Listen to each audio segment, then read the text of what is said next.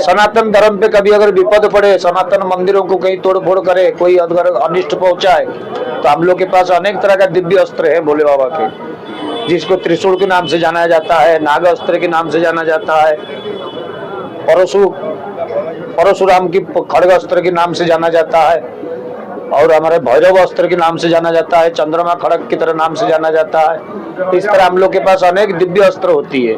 उस अस्त्र के द्वारा हम दूसरे शक्ति को छेदन करते हैं, मूर्खता को खंडित करते हैं, अराजकता को राज में डालते हैं।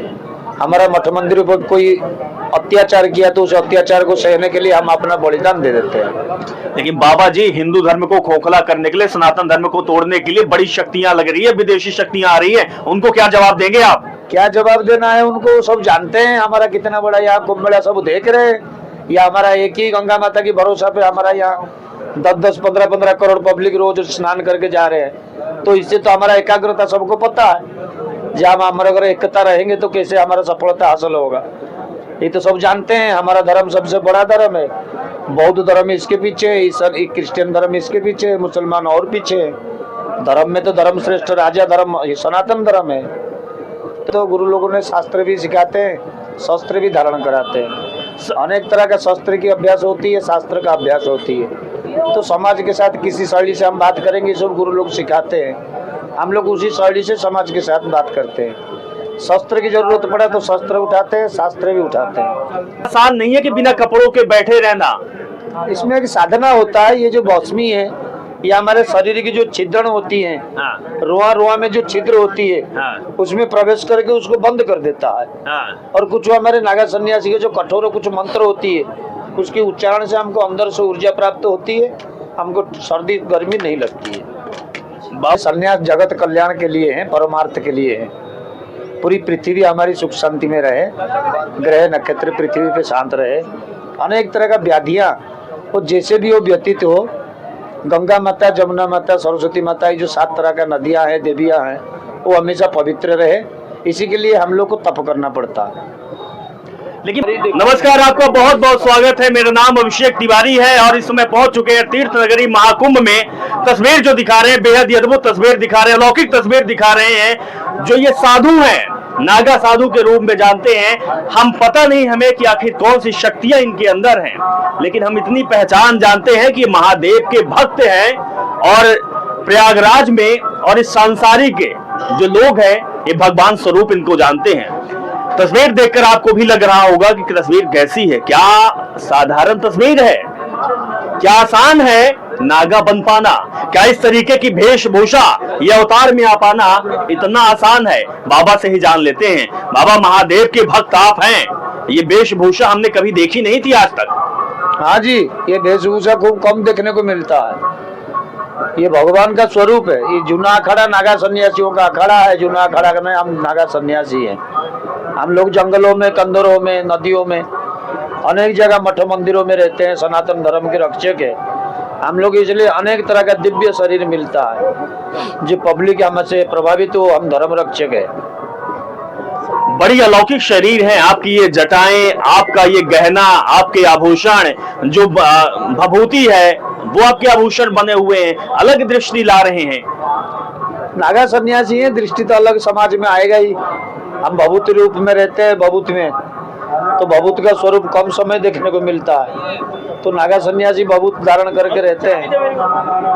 हम लोग भभूत इसलिए धारण करते हैं जो संसार तत्व हमसे दूर रहे, पंच तत्वों से हम जो विलीन जो कर्जा है हम पे, वो हम पे माफ हो जाए, पंच तत्वों से हम मुक्त हो जाए, इसीलिए हम भभूत धारण करके रहते हैं। प्रसाद में आप भभूति दे रहे हैं क्या? जी, प्रसाद में भी भभूति। हम नागा सन्यासियों का आशीर्वाद, ज्ञान और भभूति, इसी भभूति का ये 100 महाराज को 100 बीमारी में एक भभूति काम आ जाती है। 100 बीमारी में एक भभूति काम आ जाती है। अगर मनुष्य की विश्वास है, भक्तगणों के विश्वास है, तो इसी भभूति से उसकी बुखारी भी सही हो जाएगी, उसकी मानसिकता संतुलन सही हो जाएगा, उसका कैंसर भी सही हो जाएगा। बाबा जी, अभी तो मैं माफी चाहता हूँ कि आप बोल रहे हैं कि भरोसा है। एक बार तस्वीर घुमाइए चंदन, तस्वीर देखिए, हजारों सैकड़ों लोग बैठे हुए हैं। अगर भरोसा ना होता, आस्था ना होता तो क्यों आते बाबा?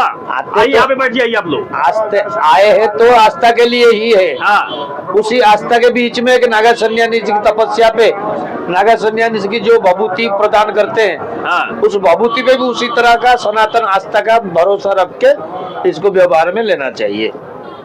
बाबा जी, हम तुच्छ प्राणी हैं, हम ज्यादा तो नहीं जानते हैं, लेकिन इतना जानते हैं कि ठंड का मौसम है, चार चार कपड़े धारण किए हुए हैं, मफलर बांधे हुए हैं। ये इतना आसान नहीं है कि बिना कपड़ों के बैठे रहना। इसमें एक साधना होता है। ये जो मौसमी है, ये हमारे शरीर की जो छिद्रण होती है, हाँ रुआ रुआ में जो छिद्र होती है, हाँ उसमें प्रवेश करके उसको बंद कर देता है। हाँ और कुछ हमारे नागा सन्यासी के जो कठोर कुछ मंत्र होती है, उसके उच्चारण से हमको अंदर से ऊर्जा प्राप्त होती है, हमको सर्दी गर्मी नहीं लगती है। बाबा, ये आपके भक्त आए हुए हैं, माता बहनें आई हुई हैं, कभी देखी है ऐसी तस्वीर आप? नहीं अब कैसा लग रहा है नागा बाबा से मिलकर? बहुत अच्छा को अजीब लग रहा है ऐसे देखने को। अजीब लग रहा है। हाँ। इसीलिए तो बोलते हैं कि भगवान आज उतर कर आए हैं महाकुंभ में। लेकिन अभी लेडीज लोग देखते हैं तो ऐसा लगता है नहीं कि हम कैसे देख रहे हैं। हाँ। इतना रह पाना आसान है? 5 मिनट के लिए बैठा दें हम लोगों को, बैठ पाएंगे क्या? नहीं बिल्कुल क्यों माता जी? नहीं नहीं, ये साधना इतनी आसान नहीं है, कोई नहीं बैठ पाएगा और कोई कर भी नहीं पाएगा। ये करना अप्रतिम आसान है? नहीं बाबा, बिल्कुल आसान नहीं है। आसान तो जरा भी नहीं है।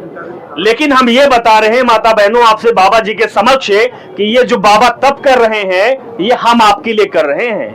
बाबा का कोई नहीं है, हम ही आप हैं। ये हमारा देश है, हमारा सनातन है, हमारी संस्कृति है। क्यों बाबा जी? न बीबी है, न बच्चे हैं, न माँ है, न बाप है, न भाई है, न मोह है, न माया है, न गाड़ी है, न पैसे से मतलब है। तो बाबा किसके लिए है ये? हमारे संन्यास जगत कल्याण के लिए है, परमार्थ के लिए है। पूरी पृथ्वी हमारी सुख शांति में रहे, ग्रह नक्षत्र पृथ्वी पे शांत रहे, अनेक तरह का व्याधियां वो जैसे भी वो व्यतीत हो, गंगा माता, जमुना माता, सरस्वती माता, ये जो 7 तरह का नदियां हैं, देवियां हैं, वो हमेशा पवित्र रहे। इसी के लिए हम लोग को तप करना पड़ता है। लेकिन बाबा जी, इतनी शक्ति आपके अंदर है, स्वभाव आपका बड़ा सरल है, क्या अच्छे से बातचीत कर रहे हैं, हमारे जैसे भक्तों का जवाब दे रहे हैं आप। क्या करे, समाज है ये हमारा। तो गुरु लोगों ने शास्त्र भी सिखाते हैं, शस्त्र भी धारण कराते हैं। अनेक तरह का शस्त्र की अभ्यास होती है, शास्त्र का अभ्यास होती है। तो समाज के साथ किसी शैली से हम बात करेंगे, सब गुरु लोग सिखाते हैं, हम लोग उसी शैली से समाज के साथ बात करते हैं। शस्त्र की जरूरत पड़ा तो शस्त्र उठाते हैं, शास्त्र भी उठाते हैं। शस्त्र भी उठाते हैं आप? जी, सनातन धर्म पे कभी अगर विपद पड़े, सनातन मंदिरों को कहीं तोड़ फोड़ करे, कोई अगर अनिष्ट पहुंचाए, तो हम लोग के पास अनेक तरह का दिव्य अस्त्र है भोले बाबा के, जिसको त्रिशूल के नाम से जाना जाता है, नाग अस्त्र के नाम से जाना जाता है, परशुराम की खड़ग अस्त्र के नाम से जाना जाता है, और हमारे भैरव अस्त्र के नाम से जाना जाता है, चंद्रमा खड़ग की तरह नाम से जाना जाता है। इस तरह हम लोग के पास अनेक दिव्य अस्त्र होती है। उस अस्त्र के द्वारा हम दूसरे शक्ति को छेदन करते हैं, मूर्खता को खंडित करते हैं, अराजकता को राज में डालते हैं। हमारा मठ मंदिर पर कोई अत्याचार किया तो उस अत्याचार को सहने के लिए हम अपना बलिदान दे देते हैं। लेकिन बाबा जी, हिंदू धर्म को खोखला करने के लिए, सनातन धर्म को तोड़ने के लिए बड़ी शक्तियां लग रही है, विदेशी शक्तियां आ रही है, उनको क्या जवाब देंगे आप? क्या जवाब देना है उनको? सब जानते हैं हमारा कितना बड़ा यहाँ कुंभ मेला, सब देख रहे हैं। या हमारा एक ही गंगा माता की भरोसा पे हमारा यहाँ 10-10, 15-15 करोड़ पब्लिक रोज स्नान करके जा रहे हैं। तो इससे तो हमारा एकाग्रता सबको पता है। जब हमारे अगर एकता रहेंगे तो कैसे हमारा सफलता हासिल होगा, ये तो सब जानते हैं। हमारा धर्म सबसे बड़ा धर्म है, बौद्ध धर्म इसके पीछे है, क्रिश्चियन धर्म इसके पीछे है, मुसलमान और पीछे है। धर्म में तो धर्म श्रेष्ठ राजा धर्म सनातन धर्म है, तो इसमें तो विश्व प्रभावित होना ही है। ये विश्व का सबसे बड़ा मेला है। इस मेला को देख के विश्व को समझना चाहिए सनातन का कितना शक्ति है। बाबा जी, कहा जाता है कि सनातन धर्म की रक्षा, हमारे धर्म की रक्षा आप जैसे साधु महात्मा शक्तियां करती हैं। बाबा जी, आप 14 साल में इस महाकुंभ में आए हुए हैं, क्या ये दिखाने के लिए आए हैं कि जहां आप बैठते हैं वहां लाखों का मेला लग जाता है, करोड़ों आपके आवेश में आ जाते हैं? ऐसे तो कुछ नहीं, हम लोग तो जंगल में भी रहते हैं, जहाँ जीव जंतु के सिवा मनुष्य दिखते भी नहीं है। 6-6 महीना हो जाता है, 8-8 महीना हो जाता है। हम अपना गांव में जाते हैं, 10-10 किलोमीटर आदिवासियों के गांव में, वहां से भिक्षा करके लाके अपना जंगल में रहते हैं, कुटिया में। तो जानकारी रहती है कि देश दुनिया में समाज में क्या चल रहा है? जी जी, सब जानकारी रहती है, क्यों नहीं जानकारी रहेगी।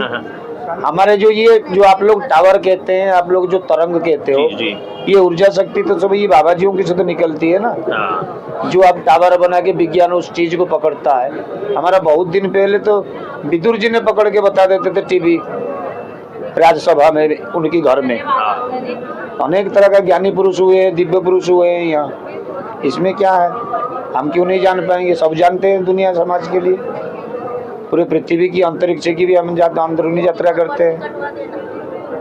संत लोग चाहते हैं तो मन कहाँ ना पहुँचे, जहाँ कभी कहते हैं बात में, जहाँ ना पहुँच पाए रवि वहाँ पहुँच जाए कभी। कभी मतलब एक शॉर्टकट नाम है, कल्पना का नाम कभी है। हाँ। कल्पना से आप कहीं भी ब्रह्मांड में पहुँच सकते हैं। तो इससे कुछ ना, नागा सन्यासी कठोर होते हैं, कठोर इनकी रहन सहन होता है, कठोरता से इनका जीवन शैली हमेशा चलते रहता है। चलिए, तो ये हम बात करा रहे थे नागा साधु से, भभूति वाले बाबा बोलते हैं, और बाबा जहां पर बैठ जाते हैं भक्तों का सैलाब उमड़ जाता है। आप यहाँ देख रहे हैं कि सैकड़ों की संख्या में भक्त बाबा के दर्शन के लिए आते हैं। बाबा जी के जीवन का लक्ष्य यही है, सनातन धर्म का प्रचार करना, उनके प्रहरी हैं। अगर बाबा बोलते हैं कि अगर सनातन पर आँच आ जाए तो हमें शास्त्र भी मालूम है और शस्त्र भी उठाना मालूम है। लेकिन बाबा जी हर चीज में नजर रखते हैं।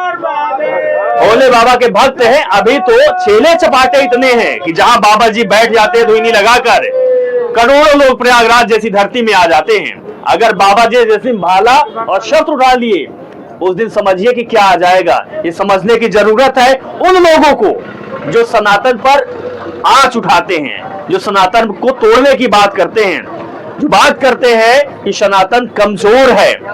एक बाबा बैठ जाए तो भक्तों का सैलाब उमड़ जाता है। तो बाबा अगर रौद्र रूप में आ गया तो बाबा महाप्रलय ही होता है, सनातन की जय होता है, सनातन की जय होता है, जय हमेशा रहेगी। हर हर महादेव, हर हर महादेव। तो इस पूरे संवाद को दिखा रहे थे हमारे सहयोगी चंदन, जो कि बाबा जी ने बताई है, बहुत अच्छी बात बताई है कि प्रयागराज की धरती में आए हुए हैं, धर्म के प्रचार के लिए आए हुए हैं, और धर्म हमारा सबसे ऊपर है और हमेशा रहेगा, क्योंकि उसके लिए बाबा जी जैसे लोग साधना किए हैं, कर रहे हैं, मजबूत है, जीवन अपना देश और समाज के लिए, सनातन के लिए कुर्बान कर दिए हैं। बहुत बहुत धन्यवाद। हर हर महादेव। हर महादेव।